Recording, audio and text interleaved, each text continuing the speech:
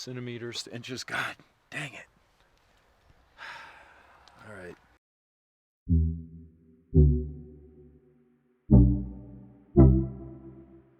The CZ Bren 2 DMR, known as the PPS, has not been released in the United States, but I will tell you, I interviewed CZ's CEO, Mr. Jan Zeitz, and that man has some big Czech energy. So I'm not kidding. I wouldn't be surprised when we get a launch date stateside if you guys just raise holy hell about getting this gun in the comments in the CZ subreddit or something. If you want it, let them know in the comments. In the 3-hour drive from CZHQ back to the Prague airport, Ryan and I talked at length about the PPS, and we kind of agreed that the issued variant of the PPS would be a contender for the if you could only own one gun contest. I'll explain after we talk about the Bren and the PPS variant of the Bren. The Bren 2 is a next-generation assault rifle built in the Czech Republic by CZ. By next-generation assault rifle, I mean piston-operated, super modular carbine, telescoping, folding stock, copious optics, a cornucopia of accessory mounting points, high-tech construction using steel, alloy, polymer, and an excellent combination of reliability, durability, and accuracy. The Bren is fielded by a number of militaries and elite units, including the famous French GIGN, who actually replaced their HK416s with the Bren 2 a few years ago after a competitive trial. That is a huge endorsement. The Bren's seen extensive use by Ukrainian armed forces, who have shown it to be a proven weapon system on that front. The PPS itself is a DMR, or designated marksman rifle, version of the Bren 2. A DMR is a rifle that isn't quite an ultra-precise sniper rifle, but is typically an accurized semi-automatic rifle between the sniper rifle and the standard service rifle. A designated marksman within a unit will use a DMR to give that unit longer range capability, more precise fire, and counter-sniper capabilities. It's usually, but not always, in a common military caliber that's larger than the standardized caliber used by the infantry service rifles, and usually, but not always, from the same family of service rifle, which means that any soldier trained on the service rifle will be able to use the DMR without issue. You're also typically looking at a moderate magnification optic. For example, the Dragunov DMR rifles that the PPS is replacing commonly come with a fixed Russian 4X PSO optic, which is extremely low magnification, but it still makes the rifle usable to about 700 or 800 yards. Now that you've got the basics of the Bren 2 and what a DMR is, let's talk about the Bren 2 DMR, the PPS, that is, with Lukas, one of the members of the team that tested this rifle in the Czech Republic. This is it. Here we go, boys. Hey everyone, James with TFBTV. I know that many of you watched our coverage on TFBTV Showtime of EWA and Enforce TAC 2023 this year. That's where at Enforce TAC you got to see the CZ Bren 2 PPS. We've got one right here. It is now really, truly on the way. I'm with my buddy Lukas. Lukas was on the testing team for the Bren 2 PPS. The PPS being the DMR version of the Bren 2, or designated marksman rifle. In fact, that's the direct translation, PPS, right? PPS DMR. That's correct. What is PPS in PPS Czech? in Czech, it's puška přesného střelce, which is DMR, designated marksman rifle. What's the Bren 2, in case people out there don't know, before we talk about the DMR version of it, right? Of course, Bren 2 is AR-18 style modern assault rifle, short stroke piston operated, breech bolt locked, 5.56, 7.62 by 39, and of course 308 or 7.62 by 51. And it's been adopted by several militaries, police units, so on, right? Are you allowed to talk about that at all? Yeah, it's no problem. It's serving. So it has been used for some time by Czech military, also Hungarian military. It has been used in Ukraine, and also some other units all around the world. I know this is a bit of a softball question, but I imagine the end users of the Bren 2 have been pretty happy with it, right? Yeah, we're getting very good feedback so far, but you know, we never sleep, so we're always trying to improve and you know, do something better. Talk to me about durability and reliability of the Bren 2 platform generally. Yeah, so generally we follow NATO standards. So our biggest customers, of course, Czech military, but we are trying to push more and get more into the NATO countries, as we believe that this is really the best possible a customer for us. So of course we follow the NATO STANAG standards and the norms for the reliability, for the functionality, and also for accuracy. For us, functionality is number one, always. So it needs to function. But when there's no bang, there's nothing, right? So functionality number one, then we can discuss the other priorities, but it's accuracy, functionality, user comfort, and things typical for CZ, so ergonomy and user's comfort, already mentioned. It's funny you mentioned that. There's a saying that we have in the US where the only thing that's louder than a bang when you're expecting a click is a click when you're expecting a bang. Talking about the DMRs generally, we all know that there are very accurate rifles out there, but unfortunately they do not follow these specs, right? With the PPS, it's a different story. So we fulfill the requirements from the Czech military, but also follows the NATO standards as the AC-225. DMR rifles don't necessarily meet the same standard as, say, the standard service rifles of a lot of countries, because DMRs are made to be more precise, right? Made to be more accurate. A designated marksman rifle, but what you're saying is that the Bren 2 DMR or PPS, that it does meet that standard, correct? Of course, we try to find a perfect balance between the functionality and maximum possible accuracy. So the Czech military demanded 2 MOA accuracy on 600 meters, not 100, 600, with machine gun grade ammunition. That was quite of a challenge for us. Yeah, because machine gun grade ammunition, not that great. You are trying to squeeze the maximum possible accuracy out of something which needs to follow AC-225, which is like almost impossible. And that's why we see lots of products out there having perfect accuracy, but sucking mud or sand or water or freezing conditions. So yeah, this is like a perfect balance. Our friendly company SNB developed a specific cartridge for that particular rifle, which is being used. So let's say that the Czech user, Czech military operator, can use 2 main cartridges for this specific rifle. One is more like machine gun grade, basically same bullet, which is used by the machine gunners. So M80 bullet, 147 grain weight. But there are also more accurate variants out there for really marksman shooting. How did this come about? Like, who said, you know what, we really want the Bren 2 as a DMR? The Czech military? Is that where that came from? Yeah, the main request was from the Czech military. As they operate the platform, they know all the controls, they know the platform. We had to change a lot.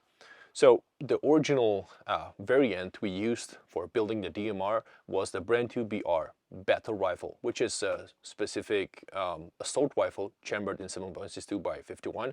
But we had to take some steps to really make a DMR. So it's all about the barrel, right? That's alpha and omega. So we have changed the profile of the barrel, we changed the twist, we changed the barrel length, we also changed the muzzle device, we changed the chamber, we changed almost everything regarding the barrel. So now we are talking about the 18-inch variant, 1-11 twist. We have an original CZ design, bird cage, muzzle device. We have a heavy barrel. Which makes a huge difference. Of course. It makes a weight difference, but we all know how important it is to have the heavy barrel to reach such a performance. And that's the compromise that you have to make. You're getting more weight, substantially more weight when you go with the heavy barrel, but of course with the better barrel harmonics, you're going to get much better accuracy, of course. You said 18-inch, and I assume it's cold hammer forged? Of course, all of our barrels are cold hammer forged. So yeah, got to see that machine yesterday. That was really cool. So no difference in this regard. We just changed the twist. So it's 1-11 to be able to work with the machine gun grade or other NATO standard calibers. Talk to me about the kind of accuracy I can expect from the Bren 2. So with a Bren 2, with a chromeline barrels and military grade ammunition, we guarantee 4 MOA, but normally you can get around 2 MOA easily. Any better than that? Any better than that with PPS, for example, which is the DMR would we guarantee 2 MOA with the military grade ammunition. But of course, if you use match ammo, match you're ammo, probably you can get much tighter. What about the durability? How long do these barrels last? We guarantee 20,000 rounds. Oh, wow. With that 4 MOA accuracy. You guarantee 20,000 rounds with the original accuracy. Yes. Wow, okay. That's why it's 4 MOA. How long do you think one of these barrels would last, though? You know, just between us boys.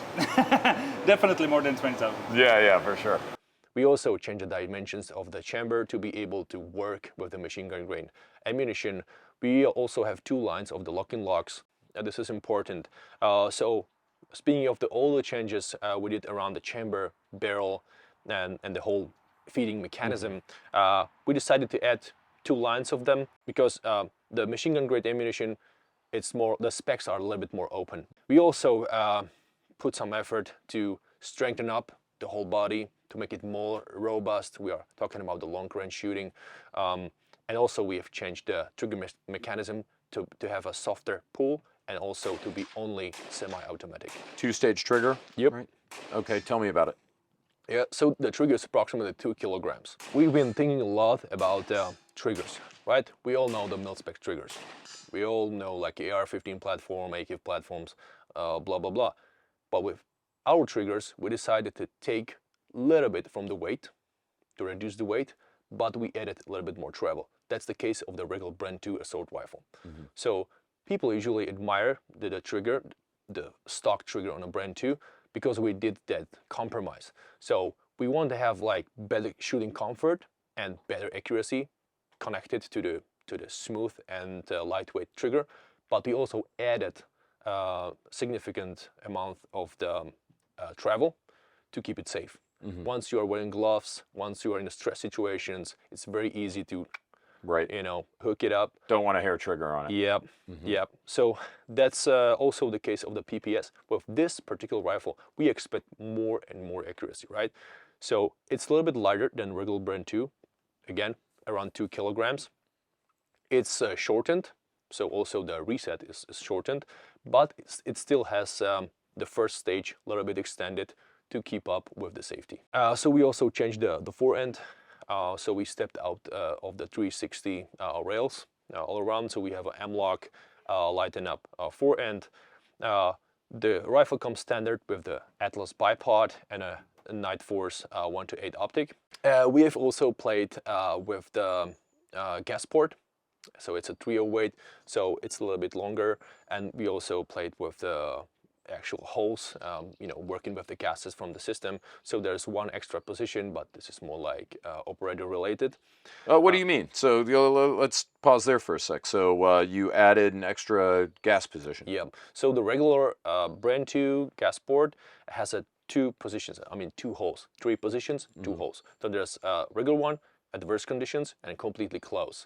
That's how it was requested.